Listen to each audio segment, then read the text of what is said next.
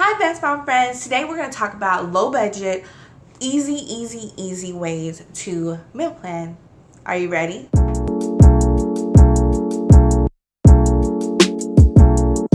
So a couple of weeks ago, summer camp started. School ended and I was like, what am I going to do with my children?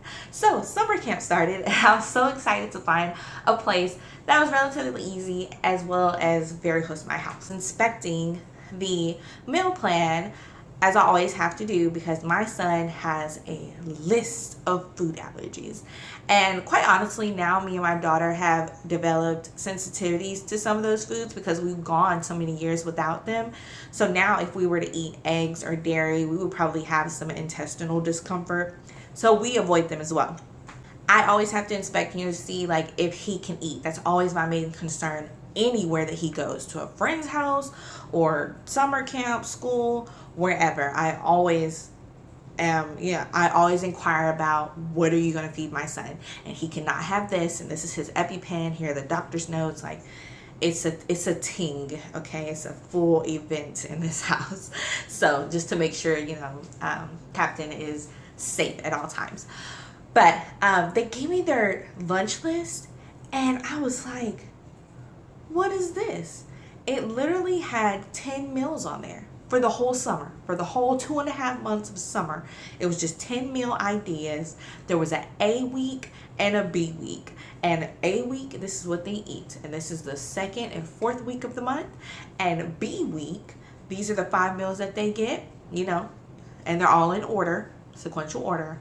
And they're going to eat this on the first and the third weekend. And I was like, that is so genius. Who thought of this? Like, there's some type of outside company, because this is at a facility, it's not at a school, and they do have a full kitchen actually at this place, but still, they don't cook the food in-house. The food comes from a food servicing company, just like the school district pretty much, when they bring all the trays and then they'll reheat everything, or if it's a cold lunch, they just keep it in the freezers. But I thought this was awesome because lately there's a big trend about block scheduling, and that's when you have a set amount of events that you do during a certain time. So block scheduling can go down by the hour, so stating I will do these 4 tasks between 8 and noon, and then I will complete these other 4 tasks during noon and 4. I'll take a nap from 4 to 4:30, and I'll pick up my kids. And it gives me more leisure because I'm not so worried about, oh my God, at 8:15 I was supposed to be done with this poster, and I promptly at 10 I'm supposed to, and I have to stick to the schedule, and click, like, oh, I'm dying. So instead of all of that, you just complete those things sometime during that span. It gives you room for breaks or timeouts, or maybe a little bit of Netflix. We could catch one episode of Bad Moms, but it's just a lot. It's less stressful, less burden on your shoulders. And the same thing with the other flip side of the A-Day, B-Day scheduling that they use for middle schools and high schools. You have these set of classes that you worry about on this day. You're not having to complete your full 7 or 8 classes in one day. We break it up. That gives you more time to concentrate on each subject, and so forth and so on. So it's the same thing.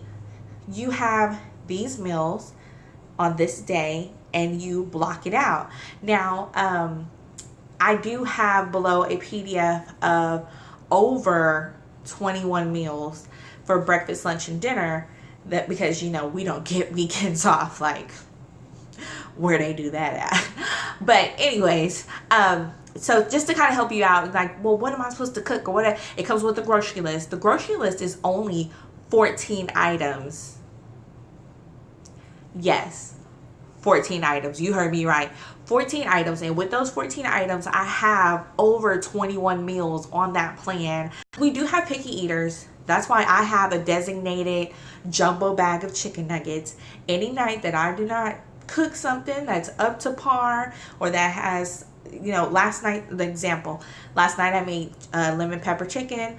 Pepper, you know, is visibly noticeable. The little black specks, they hate pepper. So I tried to make it, I tried to disguise it. And I was like, this is so good, which it was. It was freaking delicious.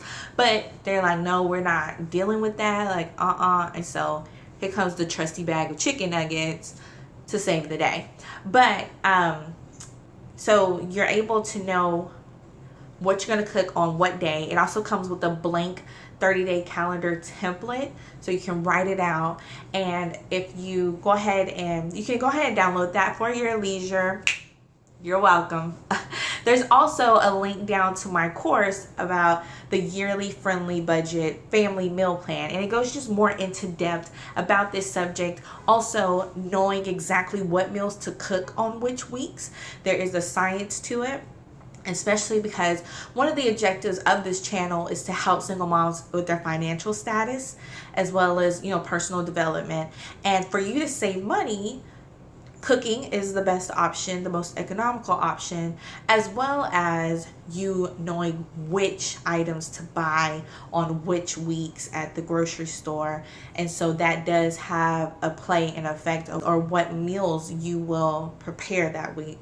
So definitely sign up for that. It is in its beginning stages. It's a brand new course right now at the time of this video. So it will be 80% off, which will probably be down to like 20 bucks, which is awesome because I'm going to give you a yearly budget that's 365 days worth of meals, groceries, tips, tricks, and hacks, so we can try to get it down to about $30 a week so we can feed these children, and that's for a family of 4. So girl, let me help you. But if not, if you're a DIY mom like me, I'm pretty much a DIY mom, I have no shame in the game. I gave you the PDF for the calendar as well as the grocery list, so definitely get that down below. But this schedule's awesome. Have you ever heard of block scheduling before? If so, put it down in the comments. Have you tried it out? Does it work for you? I think it's awesome. I like knowing, okay, I'm going to the grocery store. First of all, I have 2 little kids by myself, okay? And they are at the heights now that I can't put them in the grocery cart with the groceries because there's not enough room, so I can't contain them the way that I want to, and I need to be in and out. Thank God Walmart has this, like, you know, they'll shop for you thing. I think all of them have it now. All the grocery stores have some type of feature where they'll go shopping for you, which is awesome. But sometimes you're not in an area where that's a possibility, and so you already have this grocery list of 14 things. 14 things you can get and go, okay? I'm trying to make our lives easier. People ask me, how do you do this? And sis, this is it. So definitely comment, like, subscribe, and I'll be back with the next video. Bye. Oh yeah, jump back in, sorry. Remember that as single moms, we're in this together. This is a community that is being built from scratch. I'm very proud of it already, even though at the time of this video, I don't really have that many subscribers, but that's okay.